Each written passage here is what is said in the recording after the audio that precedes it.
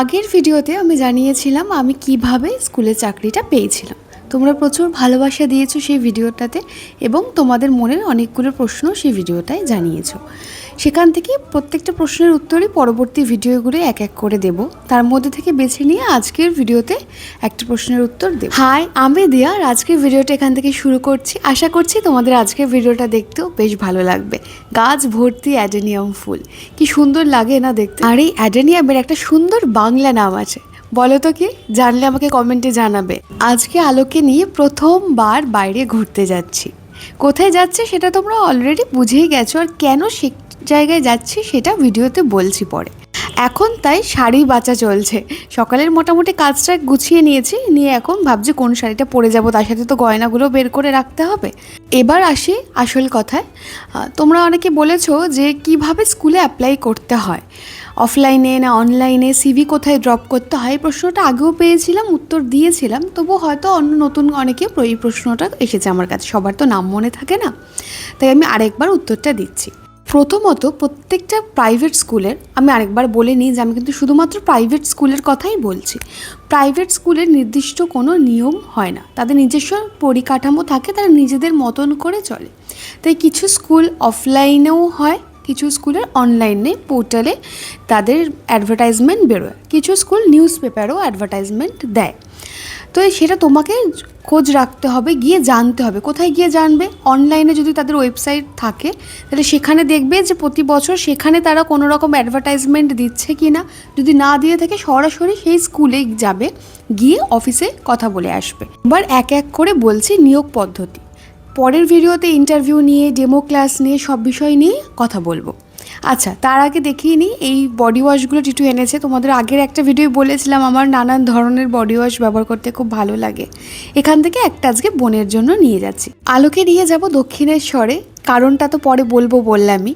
আর সাথে মাসি বাড়ি থেকেও ঘুরে আসবো। তোমরা তো জানোই বড়নগরেই আমার থাকা পড়া সব কিছু। আর এখন বসে গোছাচ্ছি আলোর ব্যাগ। বাবারে, এই ছোটো বাচ্চাকে নিয়ে প্রথমবার বেরোচ্ছে, কী কী নেবো না মাথা পুরো ঘেটে যাচ্ছে। এবার আসল কথা আরেকবার ফিরে আসি। তাহলে যেই স্কুলগুলো সিভি জমা নেয়, তুমি শুধু সিভি বানাবে। সিভি বানানো আমি দেখিয়ে দেবো একদিন দরকার হলে, যে টিচিংয়ের জন্য তো অন্যরকমভাবে সিভিটা বানাতে হয়। সেই সিভিটা নিয়ে একটা খামে করে জাস্ট উপরে নাম আর পোস্ট লিখে জমা দিয়ে আসবে। তারাই কালেক্ট করে নেবে এবং তাদের যখন ভ্যাকেন্সি হবে তোমাকে ফোন করে তারা ডেকে নেবে। নিয়ে নিয়েছি এখানেও সমস্ত এসেনশিয়াল।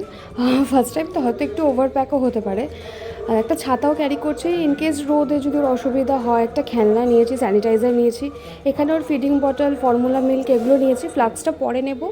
ড্রাই শিট নিয়েছি, দুটো diaper, wait tissue, extra dress, extra hanky, একটা সডেল যদি লাগে, গাড়িতে যদি ঠান্ডা লাগে সেই জন্য। ব্যাগও গুছিয়ে নিয়েছি, আলোকেও রেডি করে দিয়েছি। এবার আমার রেডি হওয়ার পালা। আমি বরাবর ভীষণ খুঁতখুঁতে, জানো তো। শাড়িটা পরেছিলাম, তবে এই শাড়িটা পরে কিন্তু আমি বেরোইনি। মনে হচ্ছিলো যে না, আমি আজকে একটু গোল্ড জুয়েলারি কিছু পরবো। আর এই শাড়িটার সাথে গোল্ডের গয়না ঠিক যাচ্ছিল না, তাই পরে আবার চেঞ্জ করেছি লাস্ট মুহূর্তে। আর তোমাদেরকে যে প্রশ্নের উত্তরগুলো দিচ্ছি হয়তো মনে হতে পারে যে আমি কোথা থেকে জানলাম। তার কারণ আমার অনলাইন অফলাইন প্রত্যেকটারই এক্সপিরিয়েন্স আছে। কিছু কিছু স্কুলে কিন্তু একদিনের মধ্যেই নিয়োগ হয়ে যায়। মানে আমি আমার নিজের ক্ষেত্রেই বলছি, আমি আগের দিন ইন্টারভিউ দিয়েছি, পরের দিন আমি জয়েন করেছি, এরকমও আছে। আগের দিন দিয়েছি, 7 দিনের মধ্যে আমাকে কল করেছে, সেরকমও এক্সপিরিয়েন্স আছে। আবার 1 মাস ধরে নিয়োগ পদ্ধতি চলেছে, এরকম এক্সপিরিয়েন্সও আমার আছে। আর 3টে ক্ষেত্রেই আমি কোয়ালিফাই হয়েছিলাম। প্রথমটায় আমি জয়েন করতে পারিনি, সেটা তোমাদের আগের ভিডিওতেই বলেছি। একটা সমস্যা হয়ে গেছিলো, ডেট ক্ল্যাশ করে গেছিলো আমার একটা, সেই কারণে। আর পরপর 2টো ক্ষেত্রে আমি জয়েন করেছিলাম। তবে অনলাইন হোক বা অফলাইন হোক, প্রত্যেকটা ক্ষেত্রেই কিন্তু তোমার সিভিটা বানাতেই হবে, কারণ সিভি তোমাকে সেখানে আপলোড করতে হবে। সিভিটা ম্যান্ডেটারি। তাই যারা এখনও সিভি বানাওনি তারা নিজেদের সিভিটা আগে বানিয়ে নাও। ক্যানভা থেকে বানাতে পারো, খুব সুন্দর টেমপ্লেটস ওখানে পাওয়া যায়। ক্যানভা একটা অ্যাপ, যারা জানো না ডাউনলোড করে নেবে, নিয়ে ওখানে প্রচুর টেমপ্লেটস পাবে, সেখান থেকে সিভি বানাবে। ওখানে অনেক ধরনের, এখন তো এআই এর যুগ, ওখান থেকে তোমরা প্রচুর ধরনের সিভির কপি পেয়ে যাবে। তোমরা নিজেদের মতন করে শুধু নাম আর নিজেদের ডিটেলসগুলো ফিল আপ করবে, তাহলেই হয়ে যাবে। তবুও যদি কেউ দেখতে চাও আমার সিভি, আমি তাহলে আমাকে কমেন্টসে জানিও, আমি দেখিয়ে দেবো আমি কিভাবে বানিয়েছিলাম। একটা ডেমো তোমাদের সাথে শেয়ার করব। যাই হোক, আশা করছি তোমাদের প্রথম প্রশ্নের উত্তরটা আমি দিতে পেরেছি, আর এইভাবে তোমাদের প্রতিটা প্রশ্নের উত্তর আমি প্রত্যেকটা ভিডিওতে, আপকামিং ভিডিওসগুলোতে দেব। চেষ্টা করবো প্রত্যেকটা ভিডিওর মধ্যে কিছু কিছু ইনফরমেশন শেয়ার করা তোমাদের সাথে এই টিচিং রিলেটেড। যে প্রশ্নটা বেশি এসেছে সেটা হচ্ছে ইন্টারভিউ আর স্পোকেন ইংলিশ নিয়ে। তো সেই ভিডিওটা খুব তাড়াতাড়ি আমি শেয়ার করছি নেক্সট ভিডিওর জন্য। চ্যানেলটাকে সাবস্ক্রাইব করতে ভুলবে না। আর আজকে ভিডিওটা যদি ভালো লাগে প্লিজ চ্যানেলটাকে সাবস্ক্রাইব করো, ভিডিওটা একটা লাইক করে দিও। চলো এবার ফিরে আসি আজকের গল্পে। এখন আমরা যাচ্ছি দক্ষিণেশ্বরে, প্রায় পৌঁছেই গেছি, কিন্তু তার মাঝে আলোর খুব খিদে পেয়ে গিয়েছিল, খুব কাঁদছিল। এবার গাড়ি চলাকালীন তো খাওয়ানো যায় না, সেই জন্য অনেক কষ্টে গাড়ি দাঁড় করানোর একটা জায়গা পেয়েছি, কারণ ব্রিজের মধ্যে চলে এসেছিলাম, তাই দাঁড়ানো তো যায় না ওরকম হুট করে, জানোই। তাই প্রচণ্ড ওই সময়টা কাঁদছিল, কিন্তু খাওয়ার পর আবার শান্ত হয়ে গেছে। একটুও দুষ্টুমিও করেনি, কান্নাকাটিও করেনি, বরং চারিদিকে ঘুরে ঘুরে দেখছিল, ওর এত ভালো লেগেছে। আর বাচ্চাদেরকে সবসময় না আমার মনে হয় একটু এক্সপ্লোর করানো উচিত, সবসময় ঘরবন্দি করে রাখতে নেই। অনেকেই অনেক কিছু বলবে জানি আমি, তবে আমি আমার মতন করেই আমার বাচ্চাকে বড় করব। এবার আসি কেন দক্ষিণেশ্বরে আসছি সেই কথাতে। তোমরা হয়তো অনেকে বিশ্বাস করবে না, আবার অনেকে করতেও পারো, তবুও আমি শেয়ার করছি তোমাদের সাথে।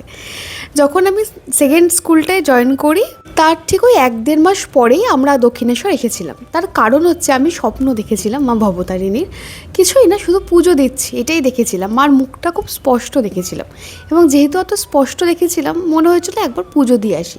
তখন কিন্তু আমি জানতাম না যে আমি কনসিভ করেছি, তাই আমার প্রেশার লই আমি ভেবেছিলাম, কিন্তু বারবার মাথা ঘুরছিল।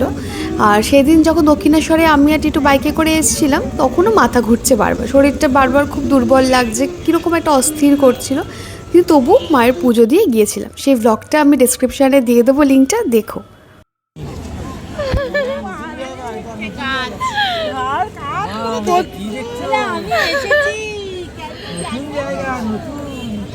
বললাম না, বাচ্চারা বাইরে বেরোলে ওরা এত আনন্দ পায়, ওই 4টে দেয়াল দেখার থেকে বাইরে বেরিয়ে গাছ, পশু পাখি সব দেখছে, এত ভালো লাগছে ওর, কি বলবো। মন্দিরের ভিতরে তো ফোন অ্যালাউড নেই, মন্দিরেও সারাক্ষণ শুধু ঘাড় ঘুরিয়ে ঘুরিয়ে বড় বড় চোখ করে শুধু দেখেছে চারিদিক।